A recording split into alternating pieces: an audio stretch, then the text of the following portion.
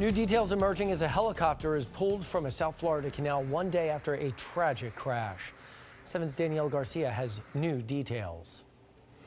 Even in the rain, the investigation continues for a second day after a helicopter crashed into a Southwest Miami-Dade canal. That is a 317, possibly helicopter in the canal. A father and daughter were flying in the chopper from Fort Myers to Miami Executive Airport when something went terribly wrong.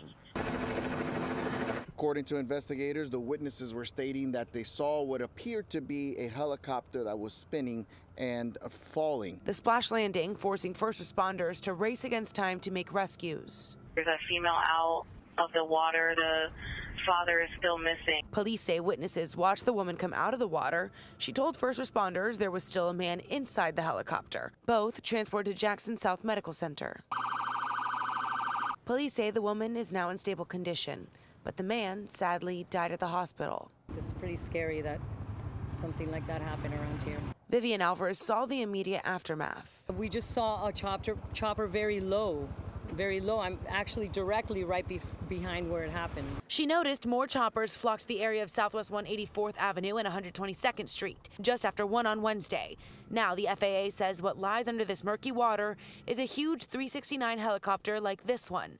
On Wednesday, detectives investigating for hours and into the night on what exactly caused it to crash. Who was the pilot?